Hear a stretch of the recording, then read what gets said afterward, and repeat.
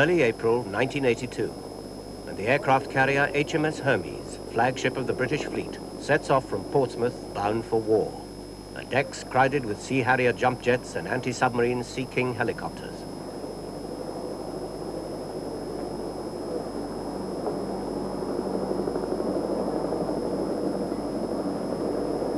Only days before, all that Hermes could look forward to was the scrapyard.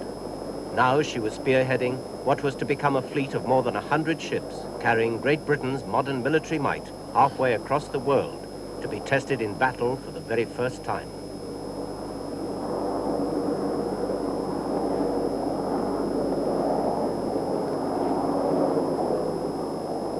National feelings were mixed. Pride and patriotism perhaps a little larger than life. Jingoism, straight.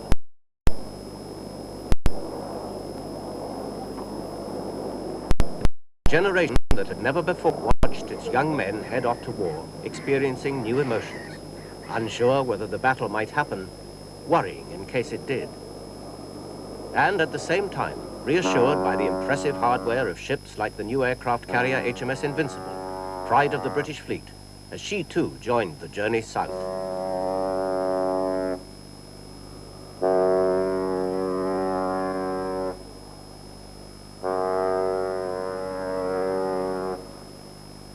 It must be said that few of those who watched or took part in the departures expected the task force to see action.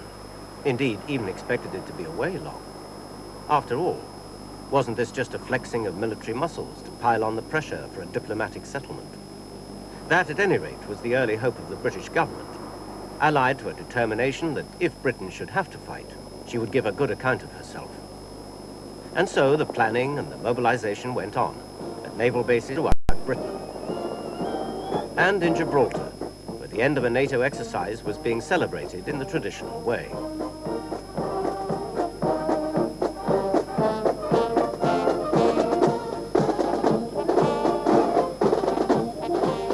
Half of these bandsmen were to become stretcher bearers in the Falklands.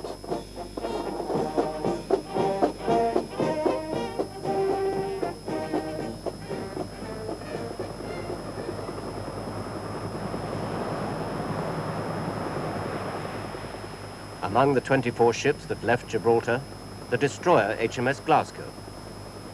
Two others that sailed with her, HMS Sheffield and HMS Coventry, were destined to be sunk. HMS Plymouth, whose guns were to help pound the Argentine garrison on South Georgia.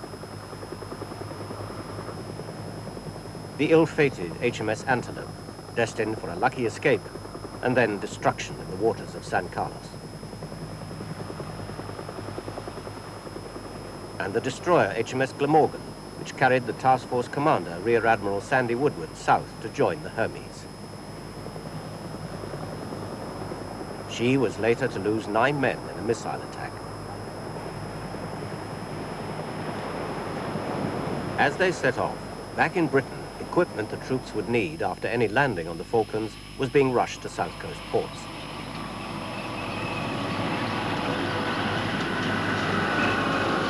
While on parade grounds throughout the country, troops marshaled with special clothing, equipment, and even an optimistic fishing rod or two. And their women came excitedly to sing and see them off.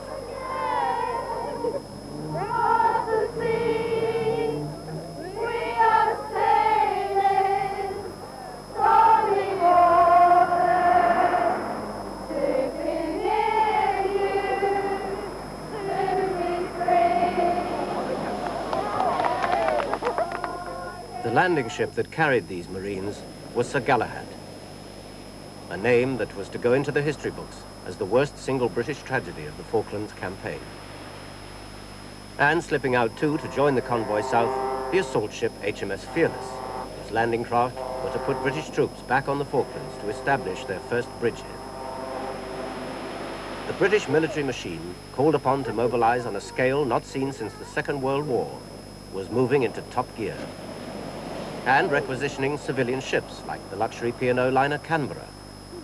She would cost the Ministry of Defence some £100,000 a day. Responding to the urgency of the task in hand, men toiled round the clock to weld on 2 new helicopter decks. And then on came the young Marines of 40 and 42 Commando.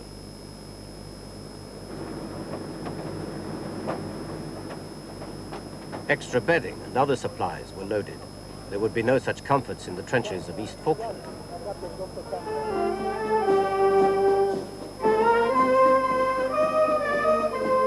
Spilling out of trucks on the quayside, the men of 3 Para, summoned by special messages posted at railway stations around England.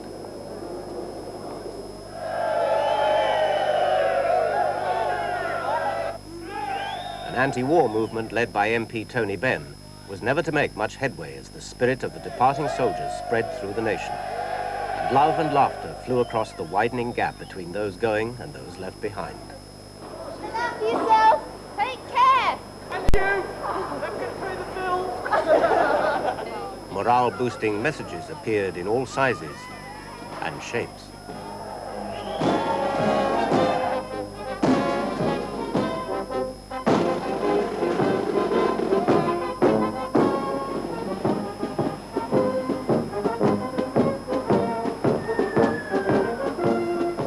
No one guessed that Britain's second largest passenger liner would soon need all the luck she could get.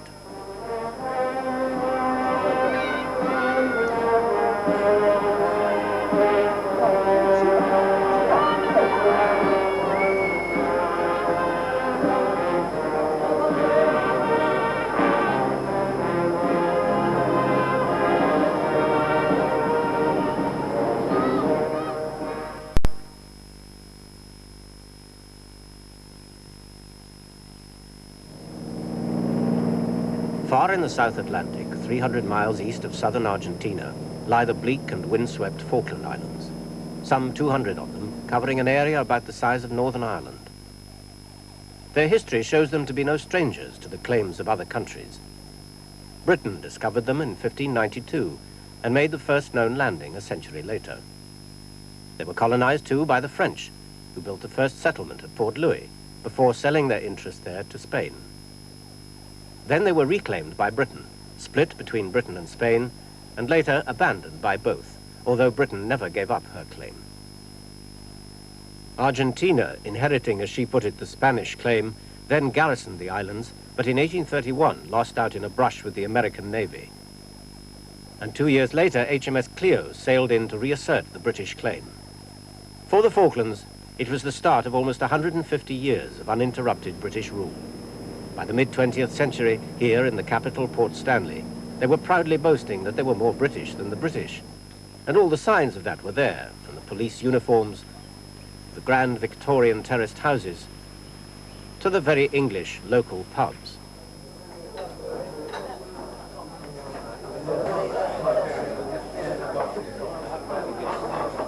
But the 1800 islanders, whose economy is based almost entirely on sheep farming, were pretty evenly divided between those who wouldn't mind at least talking to Argentina, as the British Foreign Office suggested now and then, and those who saw any such action as a threat to their way of life. A way of life that even gave their governor a London taxi as his official car, and brought them to the War Memorial each year to remember the famous day in 1914 when British warships sailed out of here to destroy a German naval squadron. The token force of some 42 British Marines normally stationed on the islands were considered sufficient deterrent to an Argentina which would periodically make belligerent noises in their direction.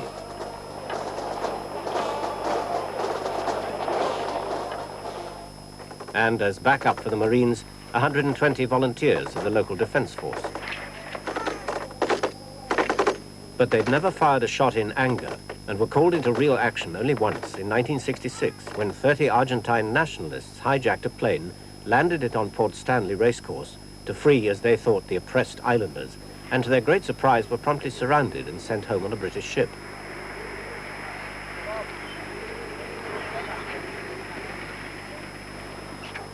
Later, friendlier Argentine planes provided the only air link with the outside world, bringing in parties of Argentine tourists intent on observing and photographing the abundant wildlife.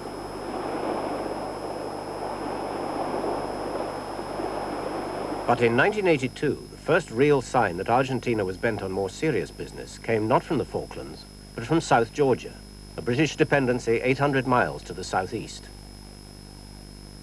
100 miles long, with forbidding mountains and glaciers, it was uninhabited apart from 20 scientists from the British Antarctic Survey and countless seals and penguins. The once thriving whaling stations and factories were crumbling and deserted. And it was here at Leith, on the 18th of March, that the Argentine Navy landed a party of 42 scrap metal merchants. They unloaded supplies and began dismantling the several million pounds worth of iron and steel lying around them.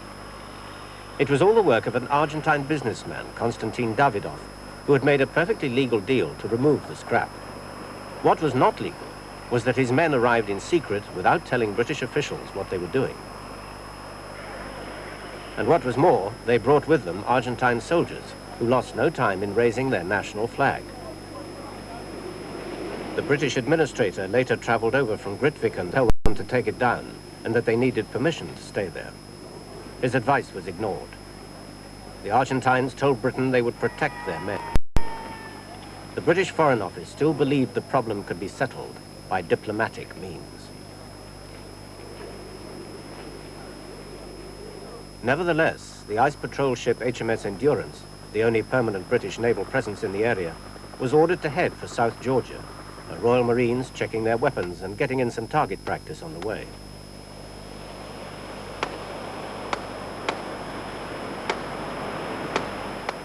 The Endurance had fallen victim to the cuts in Britain's defence budget. This was to have been her last voyage, a well-signalled decision that may have actively encouraged the Argentines into thinking Britain was losing interest in the Falklands. But the guns that were due to be mothballed were now prepared for action.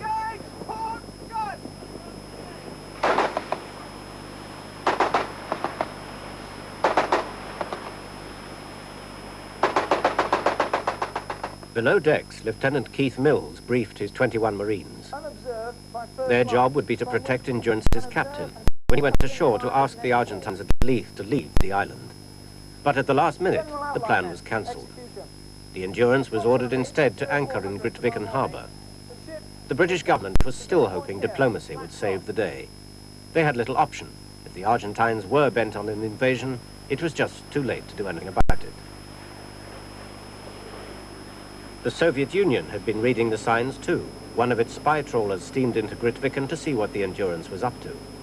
But although they sent other trawlers and aircraft to shadow the task force and later launched satellites to monitor its movements, the Soviets were content to stay, outwardly at least, on sidelines.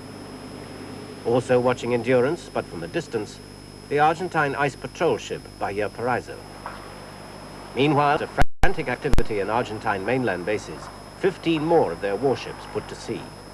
Pleas from the United States and the United Nations were to no avail, and on April the 2nd, Argentina invaded the Falklands.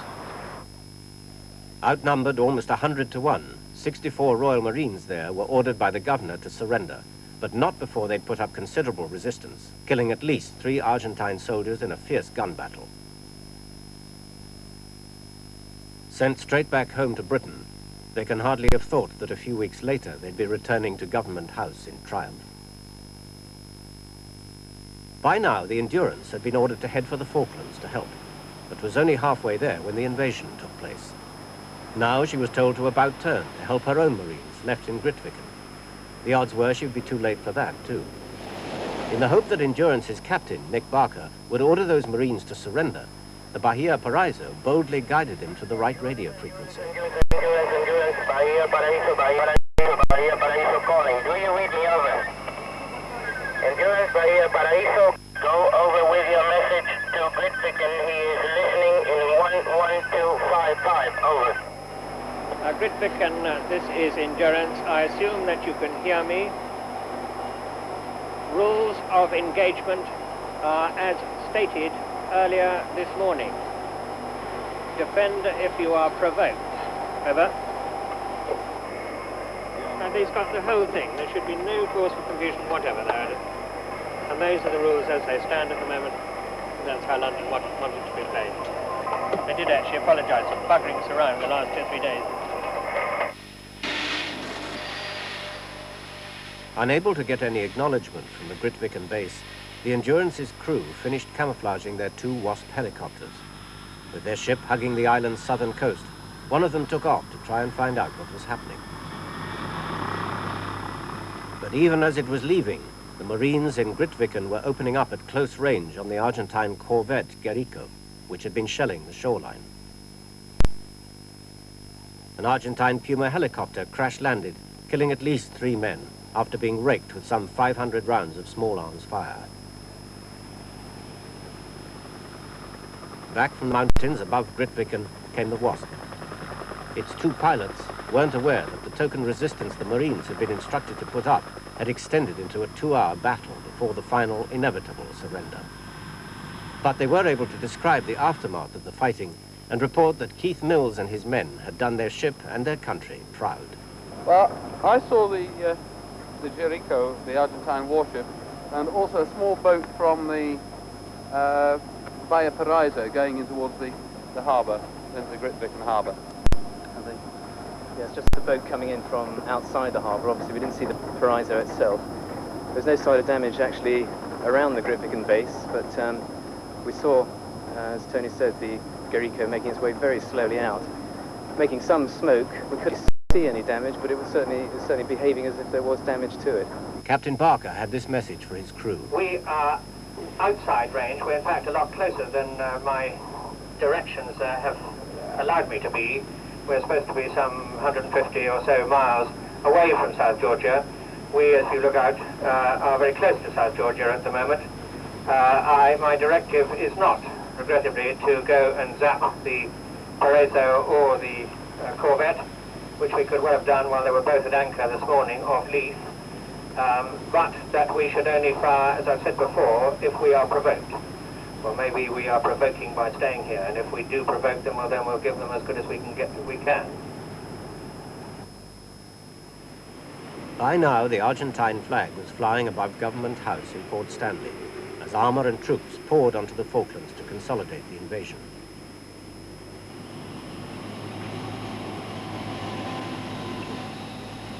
From their first actions and attitudes, it was clear that many believed unquestioningly what their officers and their government had told them, that they were arriving as liberators to free the islanders from the British colonial yoke. They were in for a rude awakening. Most residents ignored them. Some of those who did not made their feelings all too plain. It was hardly the reception the Argentine newspapers or school history books would have led them to expect. For some, simply to be on the islands they called the Malvinas was the realization of a dream, albeit a dream fostered by generations of propaganda and myth. Back home in Buenos Aires, they went wild with delight. President Galtieri was mobbed by ecstatic crowds which only days earlier had been protesting loudly at the right-wing military junta's chronic mismanagement of the economy. The Malvinas victory conveniently, and perhaps not altogether accidentally, took their minds off all that. Meanwhile, 2 days of debate at the United Nations Security Council in New York ended with the passing of Resolution 502, calling for an end to all hostilities, a complete Argentine withdrawal, and a diplomatic solution to the problem. It was backed by no fewer than 10 countries.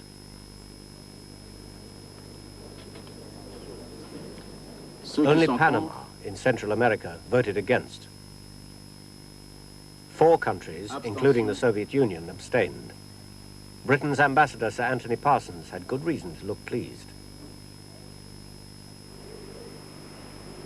And through the BBC World Service, the British Foreign Secretary told the listening Falkland Islanders of the Prime Minister's promise to Parliament and to them. The way of life of the Falkland Islanders is British. Their allegiance is to the Crown. It's the wish of the British people and the duty of Her Majesty's government to do everything we can to uphold that right. That will be our hope and our endeavour in the days ahead. It was to be Lord Carrington's last public speech as Foreign Secretary. The next day, accepting the blame for his department's shortcomings, he resigned because, as he put it... Well, I think that what has happened in the Falkland Islands is a national humiliation.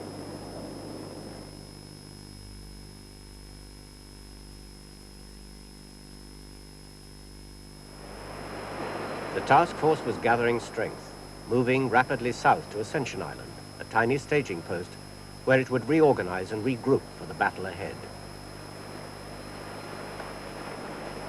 The Sea Harrier squadrons tested their weapons and their accuracy. A Sidewinder missile homed in on its target.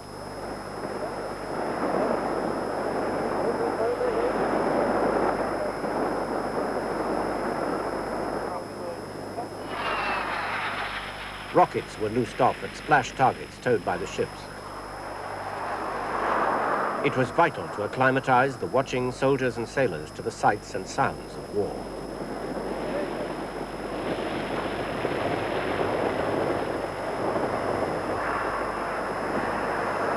Tested out too the deadly cluster bomb, which explodes just above its target.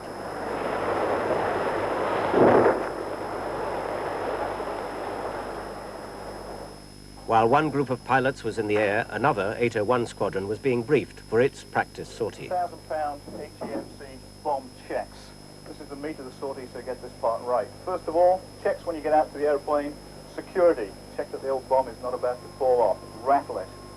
Then check on the bomb itself. Check the tail. Must be secure. Tightly fastened to the bomb. The spinner will be locked. Try the old vanes at the back. Make sure they're not free to rotate, otherwise it could already be armed. And check that the tail isn't already open. Okay, retard tail, don't forget 117. If something should go wrong and the bomb explodes, I can't help you, you're on your own.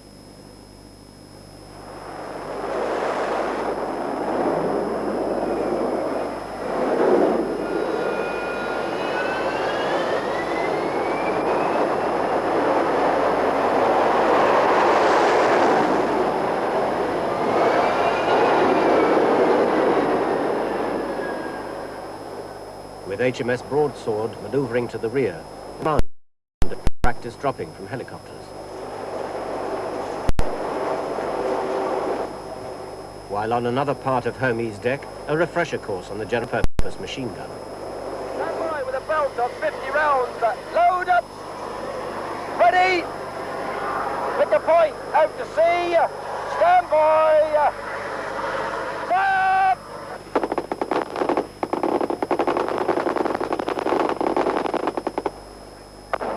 One way or another, this anti-tank weapon seemed to go down quite well.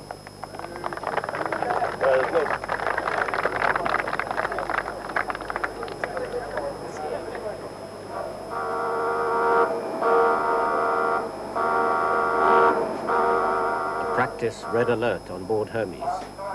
Her crew were to lose count of the number of times they would go to real action stations as Argentine jets homed in on the fleet.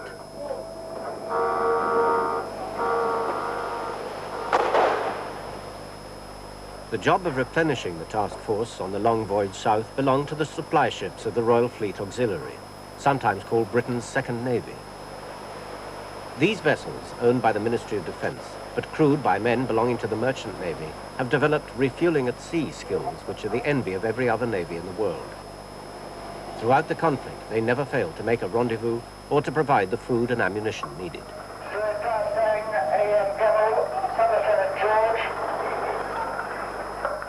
And at the equator, the task force supplied its own entertainment too, as those who hadn't crossed the line before fell victim to the wrath and judgment of old King Neptune.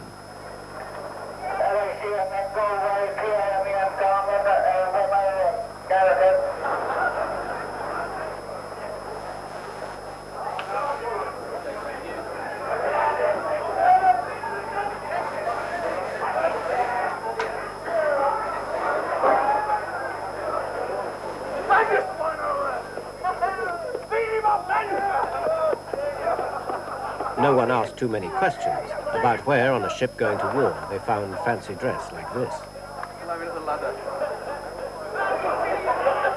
And sentence was duly passed and carried out on the Queen's son, Prince Andrew, a Sea King helicopter pilot on board the other carrier, Invincible. Now it was time for the man in charge of the task force to join his flagship.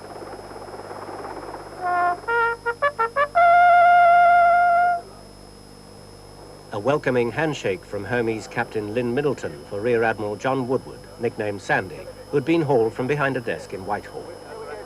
Though an experienced submariner, he'd never seen action before.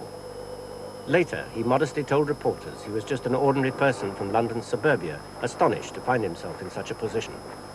but it was his reputation as a brilliant tactician and mathematician that brought him this most testing command.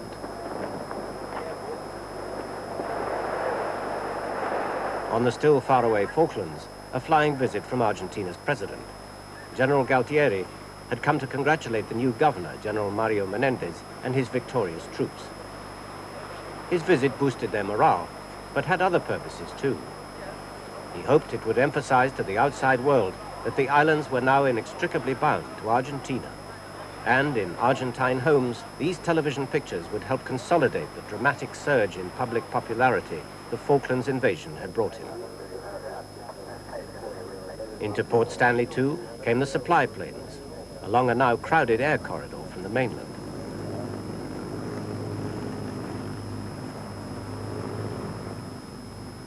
A steady flow of not just army transport, but passenger jets of the Argentine Air Force. Lined up beside the runway, the deadly little ground attack planes, the Pucaras, built by the Argentines themselves and already used with considerable effect in campaigns against left-wing guerrillas. Putting the airport out of action, cutting the lifeline, would be Britain's top priority, and the Argentines knew it. The number of armoured vehicles they moved in turned out to be far fewer than the British expected. The number of men far more. 11,500 troops, ranging from seasoned professionals to young conscripts barely out of school, with little training and even less stomach for a fight. But no one knew that then. There were reports in Britain of the appalling conditions under which they were living. Argentine television dutifully produced pictures to reassure the folks back home, to show their men not exactly joyful, but well looked after as they settled into their tents and foxholes around Port Stanley.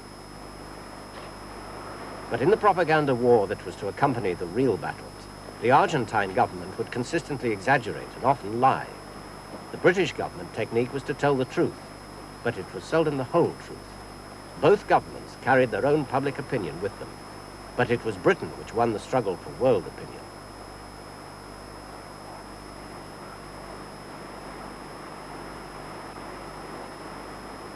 And these soldiers had barely got used to their new primitive surroundings before the common market, Australia, Canada, and New Zealand were introducing economic sanctions against Argentina.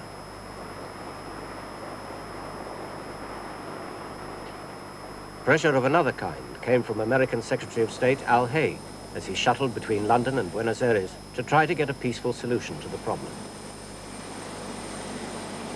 I don't have any American-approved solutions in my kit bag. I'm here to conduct discussions freely and openly and see what we can do. Like Peru's peace plan and the efforts of the United Nations Secretary General, which were to follow, Al Haig could do nothing. Prime Minister Margaret Thatcher later accused the Argentines of deception and bad faith. New Foreign Secretary Francis Pym said the junta had even changed their minds 3 times in one night. But still Mr. Haig and many others went on trying, almost losing count of the number of times they were photographed, stepping off planes and standing before the microphones for a few carefully chosen words.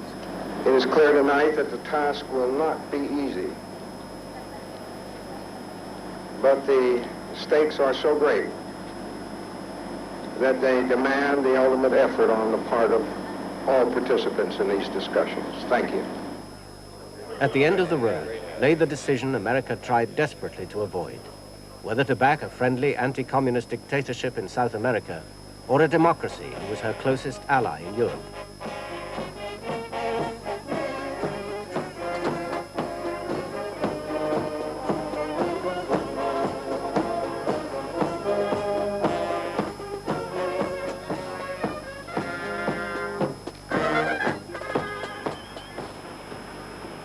Two Para, the 2nd Battalion of the Parachute Regiment, set sail in the requisitioned North Sea ferry, Norland.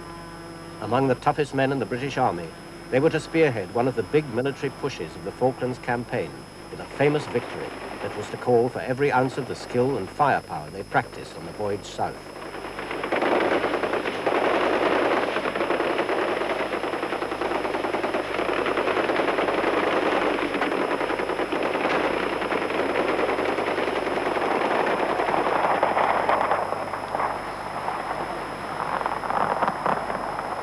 Target practice too on the Brecon Beacons in Wales for ground attack Harriers.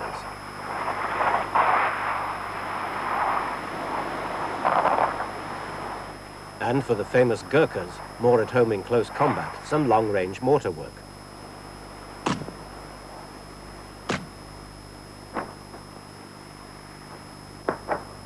These Welsh valleys were chosen because of their close resemblance to the exposed and treeless terrain of the Falklands. A few Harriers were to make a non-stop flight to Ascension with the help of some remarkable mid-air refueling, but all began the journey on the specially converted container ship Atlantic Conveyor, the only ship the Merchant Navy was to lose during the conflict. And in Gibraltar, Uganda, normally used for schools' educational cruises, cut short one such trip to be fitted out as a hospital ship in just 48 hours. Her doctors and nurses were to treat British and Argentine wounded alike.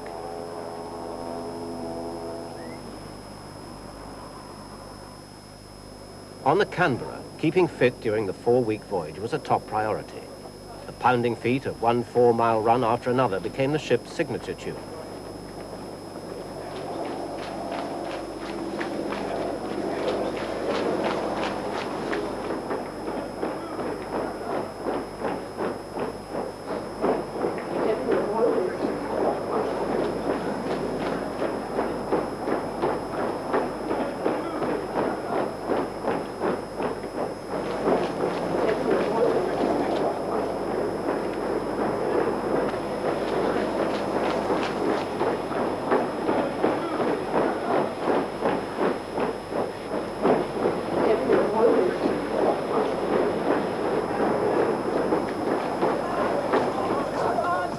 Someone worked out that 420,000 man-miles were run around Canberra's decks.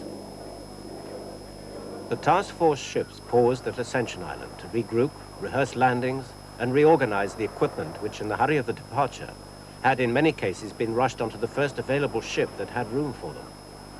Plans were finalized on Fearless. Supplies rushed onto Stromness and Resource, while helicopters bustled out to Sir Geraint and Sir Galahad. Huge Mexifloats laden with heavier equipment chugged back and forth.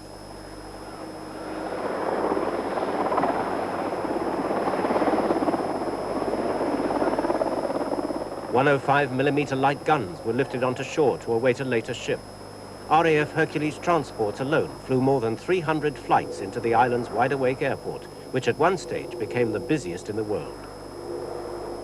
It was inevitable that mistakes would be made. Only much later did the Army find out that many of the spare parts for the Rapier missile system to defend the troops against air attack had been offloaded at Ascension.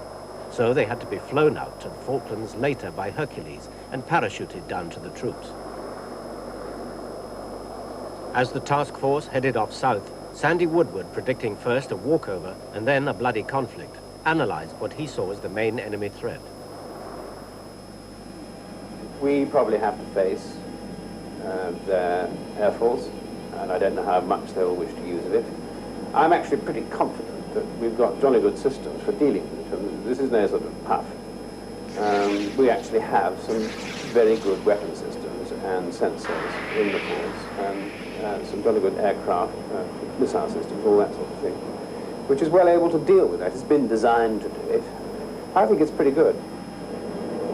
I think they'd be very ill-advised to try and take us on, because they'll suffer some very severe losses. I would put our chances as being considerably better than the opposition. And I would be prepared to put a bet on it 20 to 1 and be sure of doing well at it.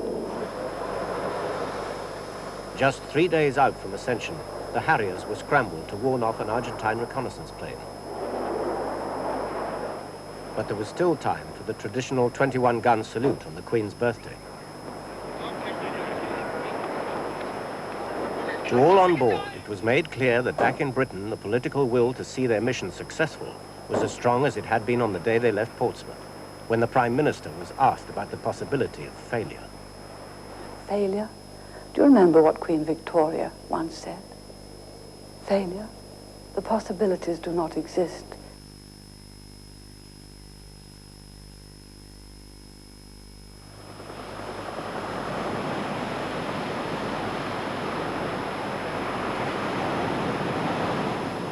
pushing deeper into the South Atlantic now, through the roaring 40s, with the temperature dropping fast, waves occasionally so big that they lifted a warship's bow and stern out of the water at the same time.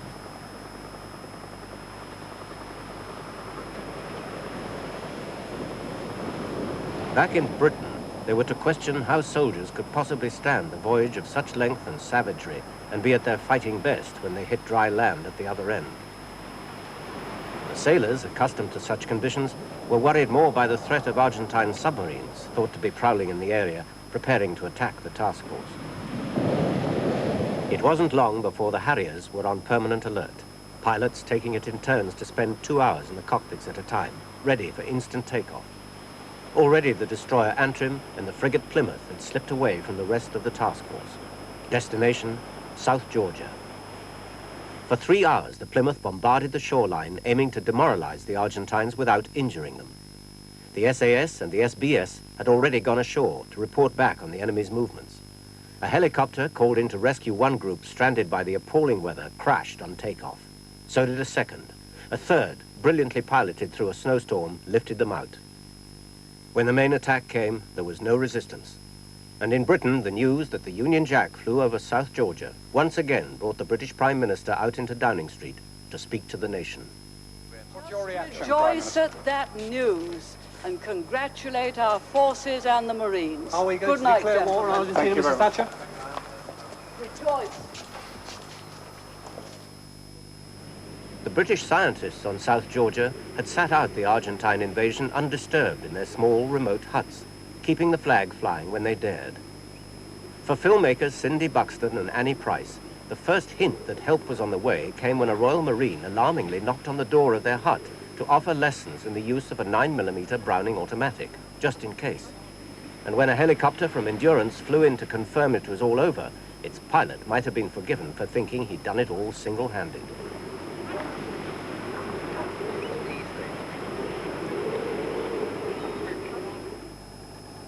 In Grytviken Harbor, the wreck of the Argentine submarine Santa Fe. Bringing in reinforcements, it had been attacked and badly damaged by British Lynx and Wasp helicopters as it entered the bay. The crew just got off before it sank. In Grytviken, the odd shattered window, a bullet hole here and there, but the town was on the whole remarkably undamaged after the 3 most eventful weeks in its history. The covers went back on the weapons that had been prepared for the attack, as the Marines of M Company, nicknamed the Mighty Munch, made themselves at home. Plenty of time to reflect on an Argentine officer's bewildered comment that during the attack, the British troops had run through a minefield. And as the Marines waited for the supplies to come in, a final group of Argentines were surrendering at Leith, where it all began. The victory signal to London was in old-fashioned naval style. Be pleased to inform Her Majesty that the white ensign flies alongside the Union flag on South Georgia. God save the Queen. And riding easy in the bay beyond HMS Antrim, the Endurance, whose unrivaled local knowledge had played such a vital role in the recapture of the island. After this, there would be no question of scrapping her. Only one death was reported, that of an Argentine prisoner shot in what an inquiry later described as a justifiable accident. He was buried with full military honors. The other 180 prisoners of war were gathered together ready for the long journey home. They were treated well, their officers invited to dinner on board ship. Their commander, Captain Astiz, who signed the surrender document, was later identified as one of Argentina's most notorious torturers. But the formalities of war made no provision for calling him to account, and as the Geneva Convention demanded, he too was sent home, leaving a solitary important signature behind.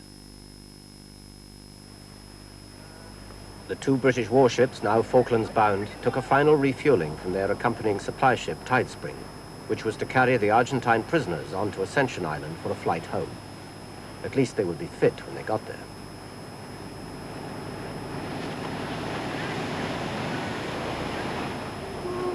In Buenos Aires, the traditional nightly lowering of the national flag.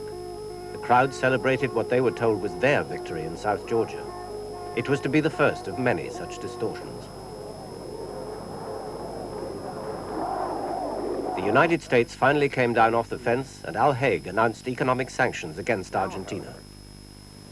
In light of Argentina's failure to accept a compromise, we must take concrete steps to underscore that the United States cannot and will not condone the use of unlawful force to resolve disputes. In London, the British Foreign Secretary was delighted and made clear to the world's press just what Britain was fighting for. Stand up for freedom, stand up for democracy. That's what it's all about.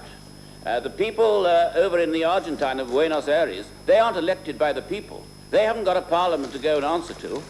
I've got a parliament to answer to, we all have. And all the countries who are supporting us have parliaments elected by the people. And this is what this whole argument is all about. And if we do not re-establish international order, if we do not see that a wrong is righted, then there is a weakness in international order, and that is an interest that every country has, in every continent, all around the world. In the South Atlantic, HMS Endurance, whose supplies had been running dangerously low, came north to restock, and with morale high, now headed back to resume her role as an intelligence gatherer. Soon the task force, having declared a 200-mile maritime exclusion zone around the Falklands, was gearing up for action. It had its first death, too. A crewman from a Sea King helicopter forced to ditch in bad weather. Flying in unprecedented conditions, the Sea Kings were paying the price for being the workhorses of the task force.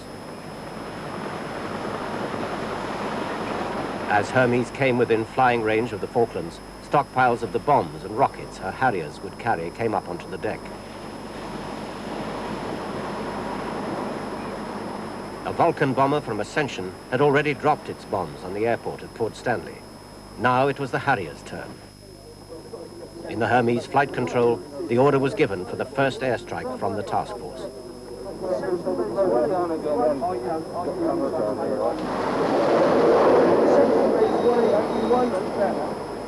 It was to be the first of 1,000 Harrier missions flown during the conflict.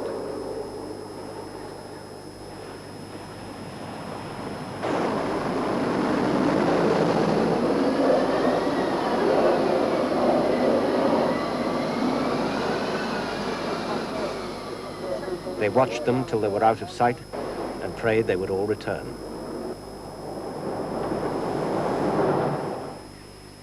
Port Stanley lay calm and quiet in the early dawn. At the airport 2 miles away across the bay, the defenders waited for the air raid they knew must come.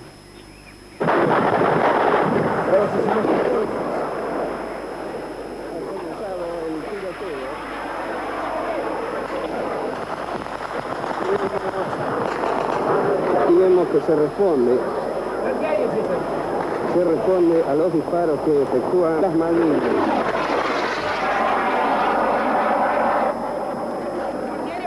The Harriers came in from different directions in a classic figure-of-8 attack pattern.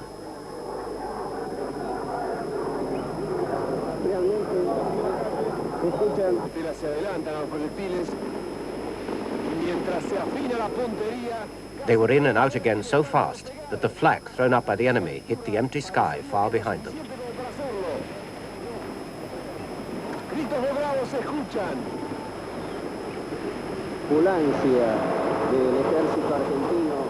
The ambulances rushed into town with the injured. Around the airport, there was chaos.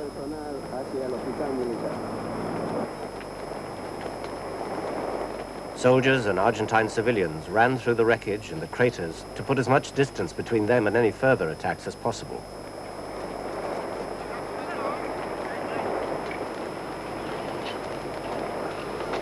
The Harriers were to return again and again, not just to Port Stanley, but to several grass airstrips where the Argentines were mustering aircraft. And afterwards, the key question: had they put the airfield out of action? High-level reconnaissance photographs of Port Stanley, of which this was the first, showed apparent success. Only much later was it learnt that the Argentines had been dumping huge mounds of earth on the runway, shaping them to look like craters, and always leaving one side of the runway free for their aircraft to land or take off. Of 63 bombs dropped here, only one hit the runway. Far from the garrison being cut off, as intended, they were receiving fresh supplies right up to the day before the surrender. Out on Hermes, There were cheers as they watched the Harriers return out of the leaden sky.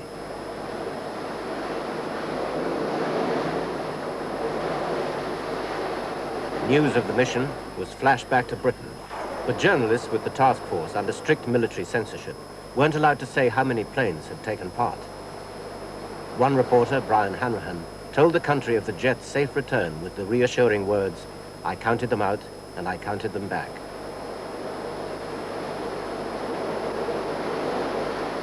Only one of the Harriers had been hit, a single bullet through the tail, evidence that it had missed its pilot by a fraction of a second. Days later, another Harrier would be shot down as it attacked Goose Green. Two more would vanish after colliding in bad weather. But that was still to come. What mattered today was the first taste of action, the brush with danger, the first success, and the relief of the backup crews.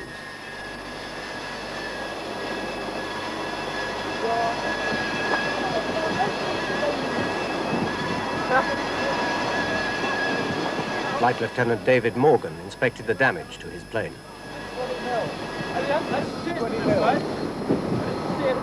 Harriers would be scrambled again that day to counter an Argentine air attack.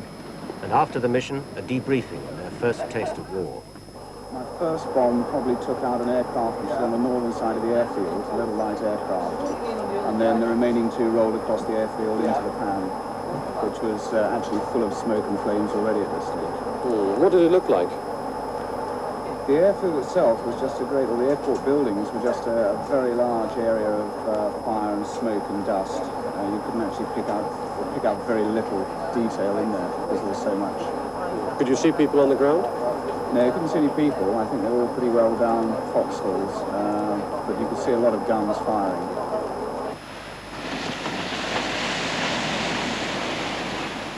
Beneath the sea, British submarines were also patrolling what had now become a 200-mile total exclusion zone around the Falklands.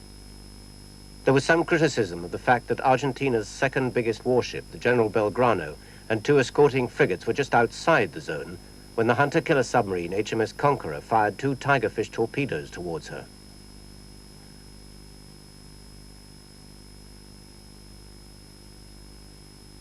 Hit amidships, the Belgrano sank rapidly. 360 of her crew died, 800 were rescued.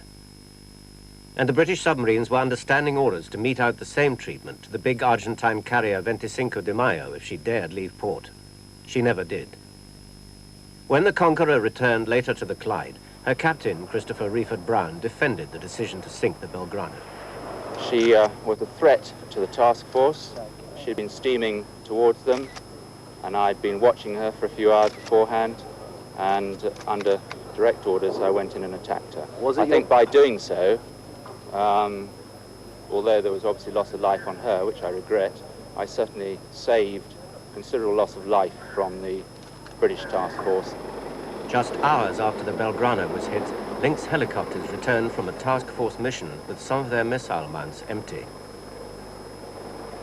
Two Argentine patrol boats had fired on a Sea King helicopter on anti-submarine patrol inside the total exclusion zone, and the Lynx had been called in to counterattack with their Sea Skewer missiles.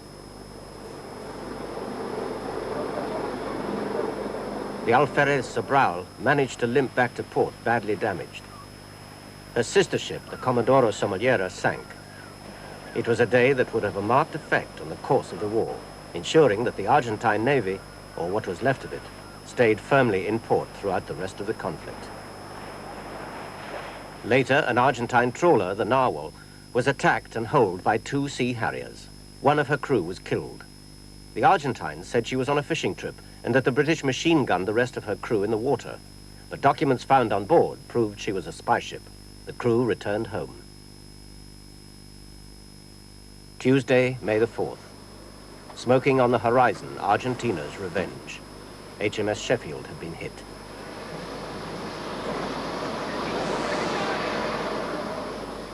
On Hermes, Sea Kings were hastily mobilized to fly the 15 miles to her help. Medical teams stood by. Breathing apparatus was slung into the helicopter nets. From somewhere, somebody found extra hoses and pumping gear. There were already reports that the Sheffield's firefighting equipment had failed in the battle with the flames.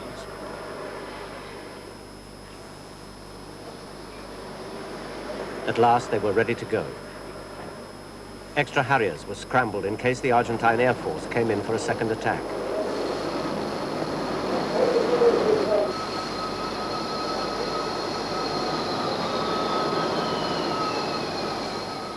The Sea Kings found the Sheffield burning fiercely, with 20 men dead.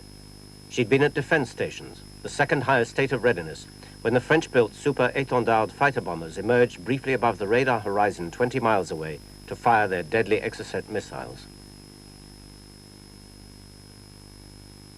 The ship's crew had only 6 seconds warning, just time, as the captain put it, to yell, "Take cover." At considerable risk to herself, HMS Arrow went alongside to take off most of the 261 survivors.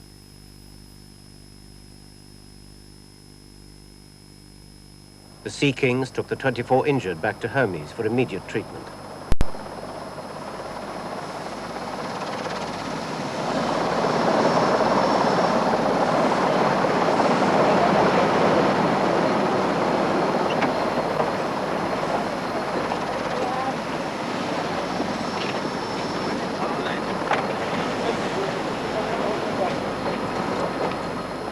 Some had breathed in the thick toxic smoke from plastic furniture and fittings. Others found their acrylic Navy issue trousers had melted, sticking to their skin.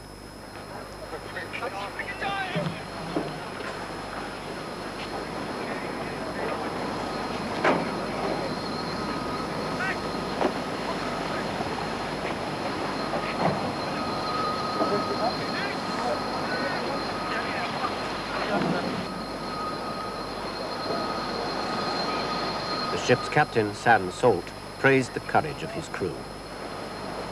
The men were quite incredible, and I have no doubt that the ship's company really saved themselves largely by their own sensible efforts. They were quite remarkable. It's a very good ship. I'm sure every captain would say that their ship's company is the best afloat. But I certainly believe that mine would. Captain, I'd just like to finish, if I could, and say that the other part of the decision to abandon was the fact that we were taking part, or taking the attention of other ships and units in the area at a time when we were subject to attack. We had no hope of retrieving the fighting capability of that ship. We were not winning that fire, beating it. We were losing. Naval experts were appalled as they surveyed the disaster. The Exocet plunged into the Sheffield at 700 miles an hour. The fire took out the operational heart of the ship within 20 seconds and spread rapidly along plastic-coated power cables. Later, while being towed home for further examination, the Sheffield sank. Some reports said that was deliberate because of leakage from nuclear depth charges on board. The Ministry of Defense denied that. With the task force feeling uncomfortably vulnerable, more Harriers were flown in from Britain, refueling in mid-air en route. The flight deck crew gathered to inspect the newcomers. As well as the latest model GR3s, whose primary role was ground attack, there were replacement Sea Harriers. Some 40 Harriers would be operating against an Argentine Air Force with more than 100 conventional fighters and bombers at its command. Despite the Harriers' superior maneuverability, it was still a daunting test, and urgent action was needed to deal with 3 Argentine submarines which could have posed a serious threat. Britain's Nimrods could pinpoint and attack them, but only with an air-to-air refueling capability which at the time they didn't have. British technicians worked round the clock to design, make and install the necessary modifications in record time. Industrial troubles were forgotten and productivity records broken as workers in many industries responded to the call to help in the war effort.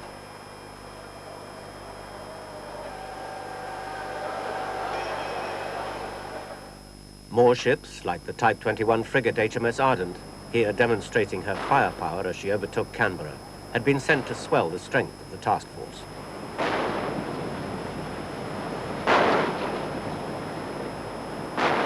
On the 21st of May, Ardent would bear the brunt of the first major Argentine air attack. Hit by no less than 15 bombs and missiles, she was to sink in the middle of Falkland Sound, leaving 20 of her crew dead, more than 30 wounded. This is a memory of how she was.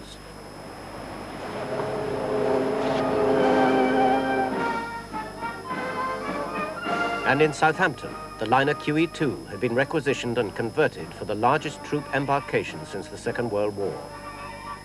3,500 guards and Gurkhas, the men of 5 Brigade.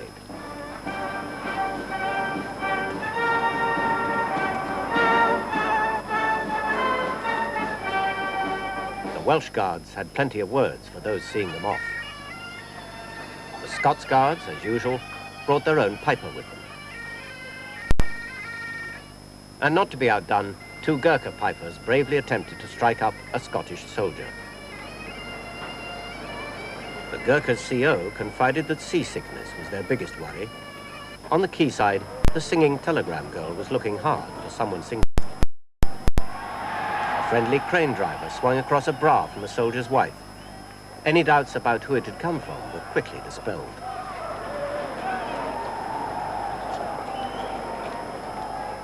And through the fun of the farewell, hopes and quiet prayers for peace, as the pride of the Cunard fleet slipped away from the quayside to an uncertain future.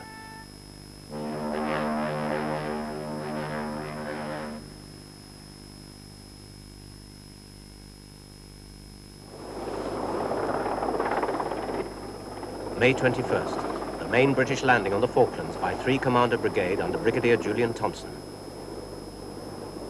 During the previous night, the first wave of landing craft carrying men of 2 Para and 40 Commando had been guided silently ashore by reconnaissance groups already on the hillsides above them. Now, with what little opposition there was taken care of, the second wave, 4-5 and 4-2 Commando and 3 Para, were coming in from their mothership, HMS Fearless.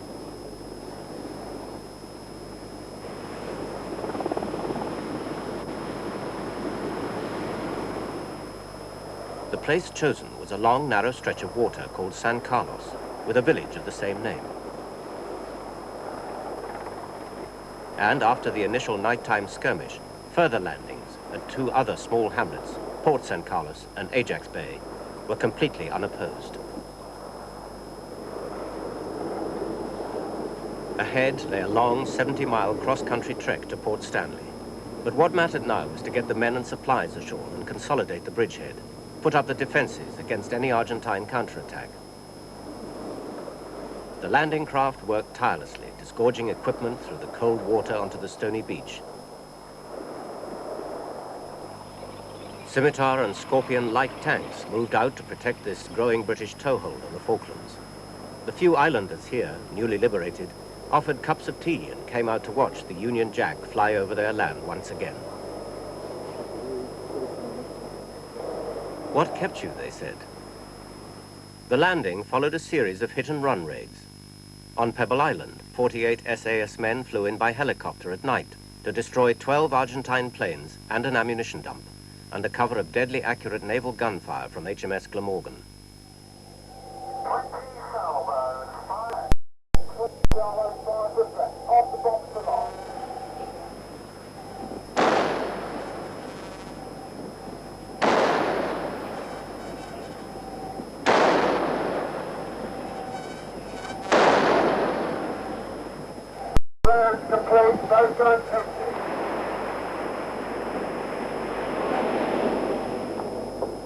Come dawn, and over the side went the cases from 100 4.5-inch shells fired at the rate of 1 every 2 seconds. Over the 2 days before the landing, there were attacks on air and sea targets all around the islands. Fox Bay, Goose Green, Port Stanley, Port Howard, Port Louis, and Mare Harbour, all designed to divert the Argentines' attention from the real site chosen for the landing. The sheer size of the amphibious force that sailed into the narrow waters of San Carlos astounded even those who went with it. There was Port Austin, HMS Argonaut, many others, all with their special duties, the landing ship Sir Galahad, the constant chatter of Sea King and Wessex helicopters, landing craft from Fearless plying to and fro, And sitting there like a great white whale, the Canberra herself, delivering her passengers to war's doorstep. And despite the clear weather, for several vital hours, the Argentine Air Force left them all alone, gave them the time to prepare the bridgehead. After that, there would be no looking back.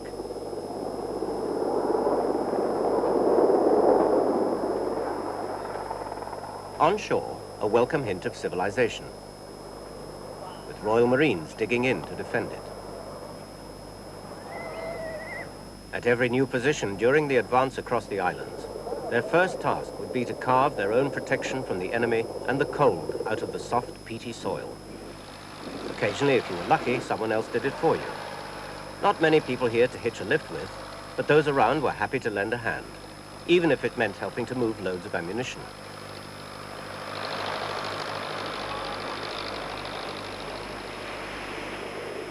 Confidence grew by the hour, as they were left to build their defenses undisturbed.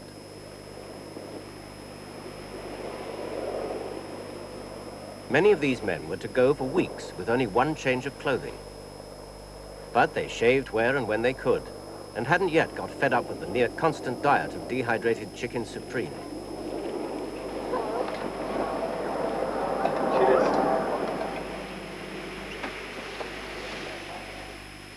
And the question in everyone's mind, just when would the Argentine Air Force come to challenge their defenses? They would not have long to wait. Just 9 hours after Britain went back on the Falklands, Argentine Skyhawks, Dagger and Mirage jets launched 3 airstrikes. From mainland bases at Rio Gallegos and Comodoro Rivadavia, they came in waves towards the Falklands, no fewer than 72 sorties. A mysterious British helicopter crash in nearby Chile fueled reports that SAS men were in Argentina watching these bases to give the task force a few vital minutes' notice of air attacks. Despite this, the Argentines were to sink HMS Ardent and damage 4 other British warships. Out on Hermes and Invincible, the Harriers were scrambled. They would shoot down half the planes thrown against them that day, 14 in all, along with 4 helicopters and 2 Pucaras. The Rapier missile system on shore was another success story of the war. There's an air battle going on to the north. Air battle to the north. Second radar 50 miles west. I say again, the first radar 40 miles west. The second radar 50 miles west. Out.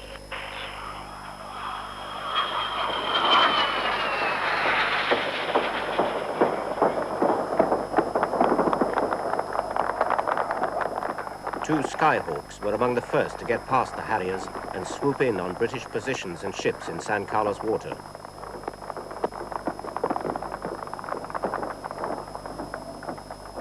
The hills that surrounded San Carlos made it impossible for the Argentine jets to use the Exocet missile, which homes in by radar on the biggest object around.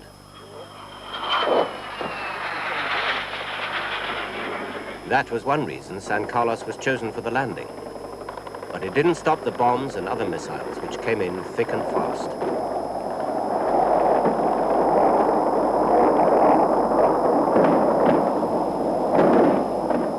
One missile heading directly for Canberra was intercepted just in time.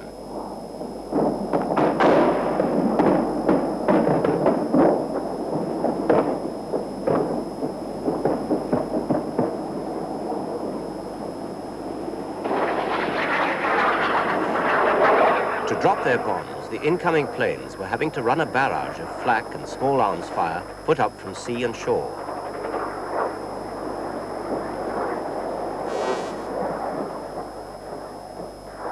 Plymouth and Antrim were slightly damaged. Canberra, the biggest and most attractive target around, somehow escaped. Several frigates had close shaves too.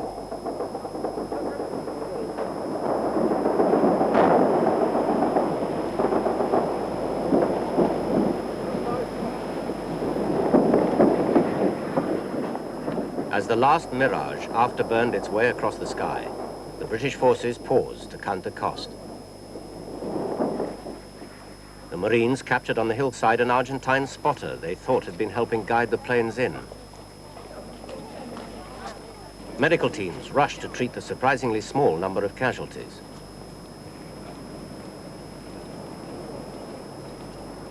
Later, limping past to a more isolated part of the inlet, came HMS Antelope, a bomb disposal officer trying to defuse an unexploded bomb which had lodged in her engine room. That night, as he worked, it suddenly blew up.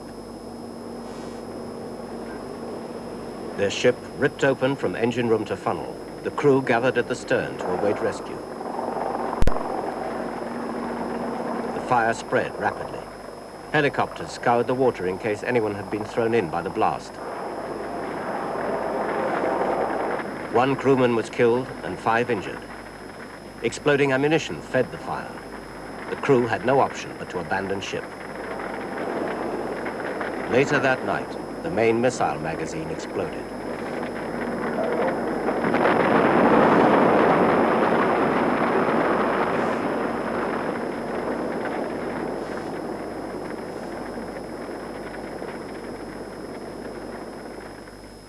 Daylight found the Antelope still afloat, the fire dying away. But her back was nearly broken, and when the sea rushed in to quench the last flames, she split in two and sank.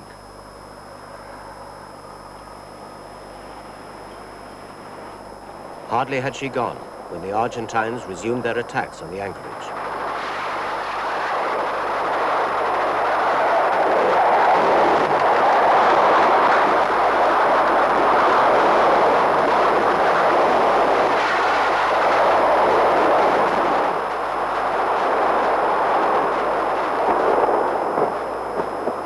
Fearless had many a close call. Not surprisingly, the British troops called San Carlos Water Bomb Alley.